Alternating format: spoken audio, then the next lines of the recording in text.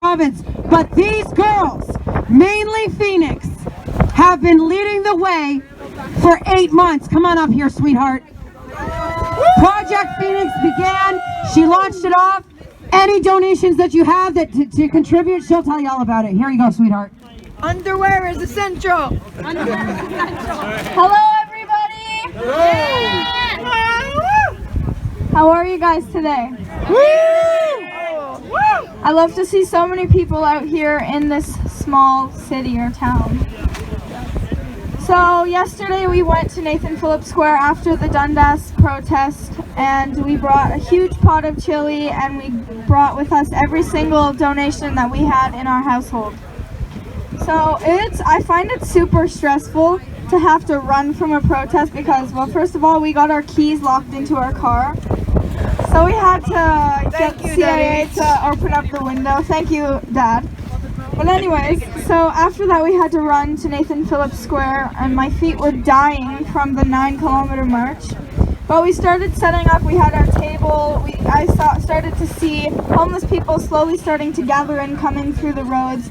We handed out over 100 bowls of chili, donations, shoes, hats, bags of hygiene products, and hugs, coats. You guys know how it goes, I think.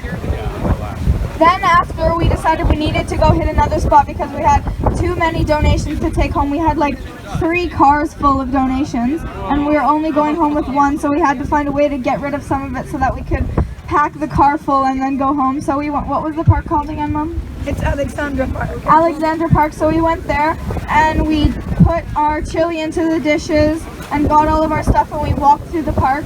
And there was a lady there, and she was wearing a pair of jeans and a sweater that was cut, and I was freezing, and I was wearing a jacket and boots and hat and coat, and I was freezing, and I didn't imagine how hard that was to be living in a tent like that. And she said that she had little to no clothing. And so I said, well, come to our car. We have like 7 bags of clothing, more than 7 bags of clothing, and you can take whatever you need. She took a big armful of clothing. We gave her 2 purses, food, hygiene products, and we were talking to her. She asked us if we were scared to give her a hug because she said she hadn't gotten a hug for like over 7 months from people. And we said, no, we're not afraid. Come here, give us a hug. And she was just so overjoyed. She said, I haven't been hugged in 7 months, and all of you big group of strangers that I just met, you hugged me. I'm so glad. And we also met a lady. She was pregnant, living in the tent city in Toronto.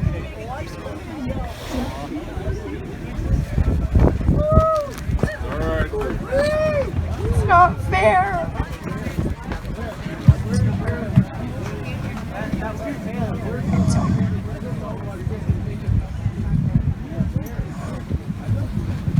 It's really hard for her to be a street missionary at 13, sorry. It's hard emotionally to see it's what she sees and to do what she does. It's okay. God put you in the path of that woman, remember?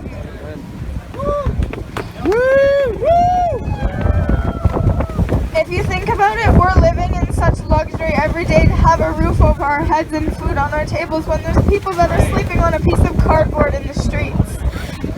It's so sad, and it just breaks my heart. It really hurts. That lady's gonna be having her baby in a tent in the winter time. Don't you find that so upsetting and so crazy? But I do it for the change. I stand here for the change, and the change is coming. I can feel it.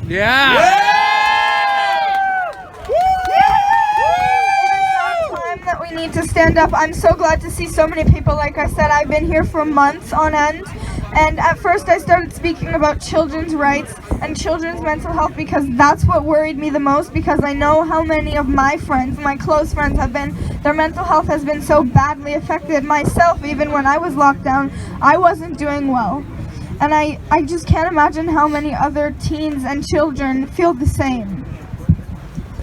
and I started trying to reach out to people, and then I decided that the more protests that I went to, I come from the country, so I didn't see homeless people a lot because we never went to the city.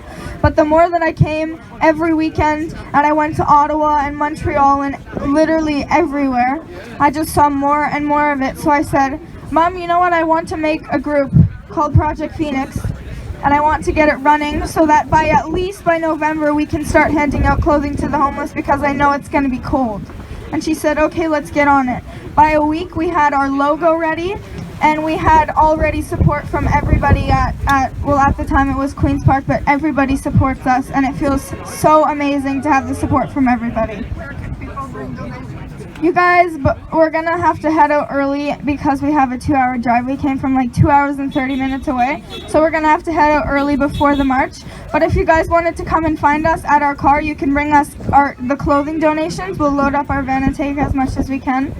I just wanted to thank everybody who is standing here with us and not fleeing when it rained, and showing that we are strong and we will not give up. Go to the St. Paul mission, right? They're in. Okay, so locally, when we are not here, when you have donations here, please bring them to the old St. Paul Church at the inn from the cold. They are really, really grateful for every little bit. We just stopped there on our way here and loaded out the van full of stuff. And the Center for Abused Women in Oxford. Please bring that stuff there if you have it when we are not here. Otherwise, we're happy to take today. Thank you. I love you guys. All right, Todd here with RU News, and I'm here with Project Phoenix, and I'm just going to let Project Phoenix talk. And what brings you here today? The fundamental rights and guaranteed by the Canadian Charter of Rights and Freedoms and the Human Rights Code.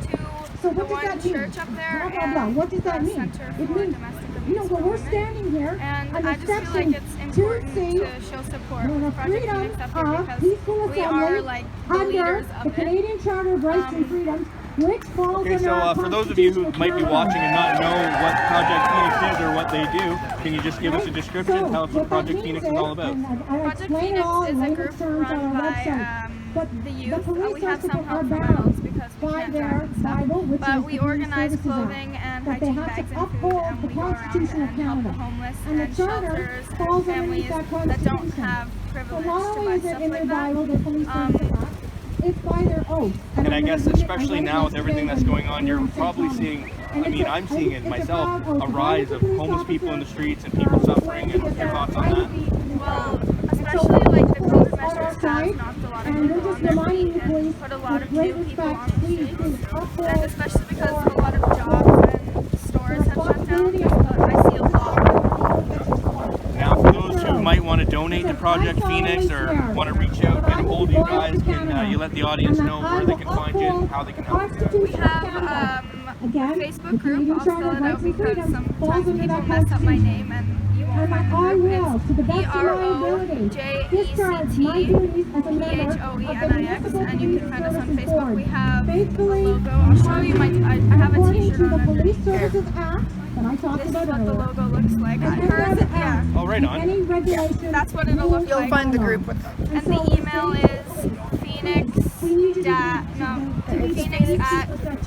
It's Phoenix. Phoenix-Rising. No, it's Phoenix-Rising at. And to honor the oath that you sworn by. It's Phoenix at phoenix-rising.org. The phone number is 226-923-0793. and you can text her or send her a call. 226-923-0793. You can also find us at the Dundas Square protest in Toronto, and we're also all over the place all the time, so you'll probably see us here again if there's other events, or like in Oshawa or places like that. Excellent. All right, we heard the lady. This is Todd with RU News and Project Phoenix. Please reach out and help Project Phoenix because I think they're doing a great thing. And make So, sure you thanks very do, much. because you want to look at all